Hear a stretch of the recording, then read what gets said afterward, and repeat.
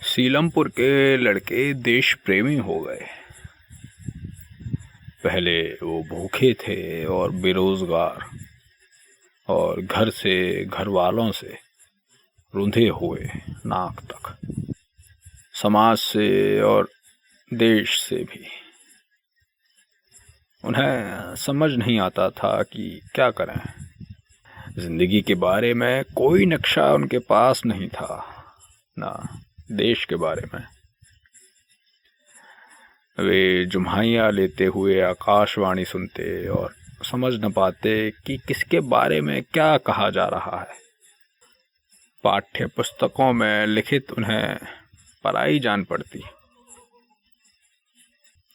कर्तव्यपरायण अध्यापक अत्याचारी लगते और पढ़ाकू जो मोहल्ले के आसमान में फानुस की तरह लटके रहते उनके हर खेल का निशाना बनते। शिक्षा उनके लिए एक औपचारिक क्रिया थी जिसका सबसे अच्छा उपयोग सरकारी नौकरी था, लेकिन वह बहुत ऊंचा आदर्श था जिसके लायक वो खुद को नहीं मानते थे। यूं ही बस बाय डिफॉल्ट। पड़ोसी के टीवी में इतवार की फीचर फिल्म एकमात्र ठिकाना थी जहां वे कुछ देर रह सकते थे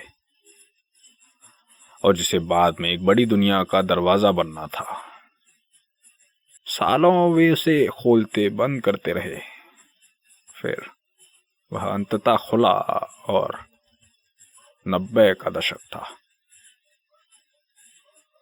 और 90 का दशक मुहावरा बनने से पहले 400 साल पुरानी एक मस्जिद की धूल हवाओं को सौंपकर खिड़कियां खोलने में जुटा।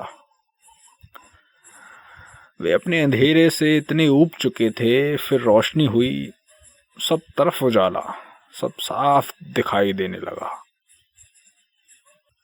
यह भी कि जिन स्वार्थों को बल्लियों पर टांग कर दुर्लभ कर दिया गया था, सबके लिए प्राप्य थे। जिन्हें धर्म ग्रंथ त्याज्य कहा करते थे, वे भी। दुनिया रोज एक टोटके कालीन की तरह थर से खुलती और रोज क्षितिज थोड़ा और पास आ जाता। रोज आत्मा की ग्रहें तड़ तड़ टूटती। रोज रीढ़ का एक सुन्न हिस्सा जाग उठता।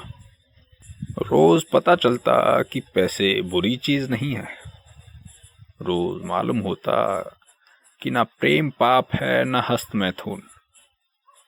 राम और युधिष्ठिर जब अपनी गंभीर मुद्राएं कैमरामैन को सौंपकर हंसते हुए और उनसे ज्यादा हंसते हुए कुछ और लोग दौड़कर मंच पर आए कि आगे मनोरंजन हम करेंगे, वे जान चुके थे कि सत्य वही है जो सामने है, और यह भी कि वह डरावना तो बिल्कुल भी नहीं है।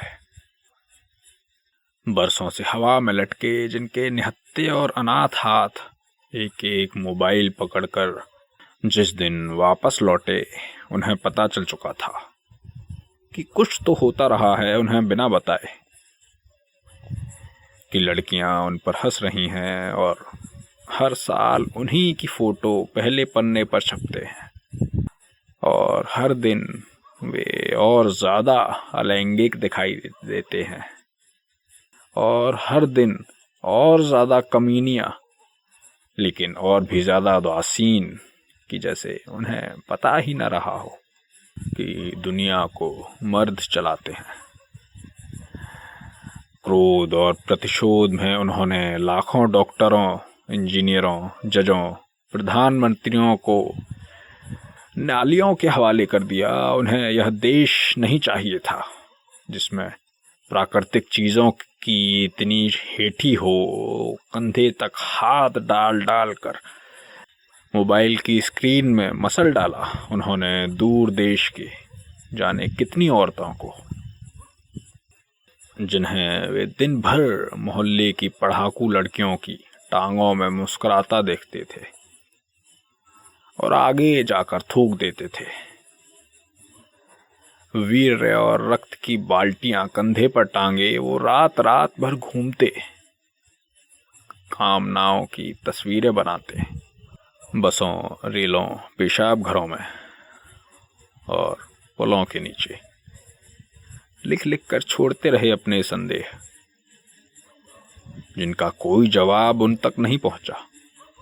रामलीला मैदान में जब वह बूढ़ा गांधी की तरह मरने बैठा, बलिदान का भारतीय आदर्श उनके लिए मजाक बन चुका था। वे नाउम्मीदी की हदों पर मंडरा रहे थे। वह जीने की भूख थी जो उन्हें वहां लेकर आई। कई दिन वे सड़कों पर दनादन घूमते।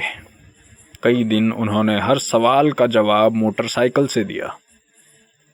और जिस वक्त यह तय हुआ कि देश को सिर्फ ताकत से चलाया जा सकता है, वे खुद ही जान चुके थे कि पौरुष ही पथ है। फिर हजारों रंग उतरे, दिल पर अलग, देह पर अलग, और हजारों ख्वाहिशें जो अलग अलग बोलियों में दरअसल ताकत की ही ख्वाहिशें थीं।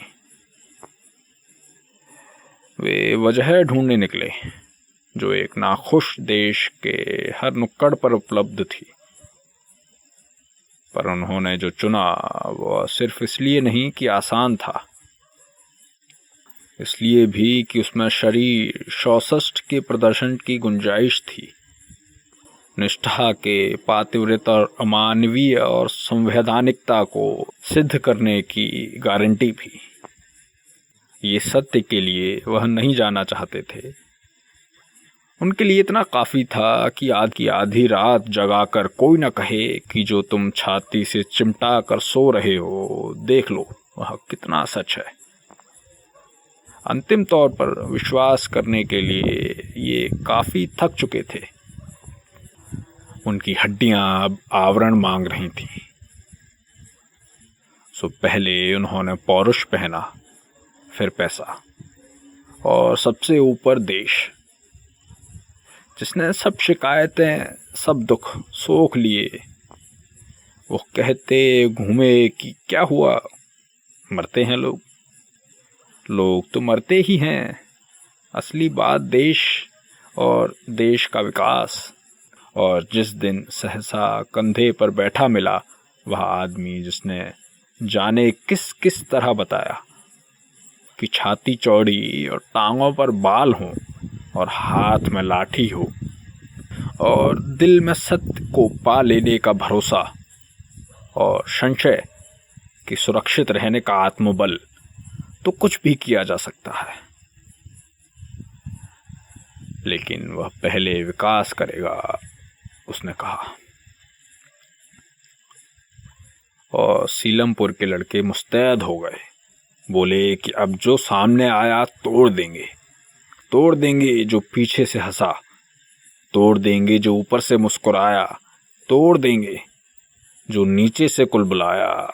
और इस मंत्र को जपते हुए बैठ गए, एक आंख बंद कर समाधि में और दूसरी आंख खोलकर तैयारी में, कि सीलमपुर के लड़के देश प्रेमी हो गए।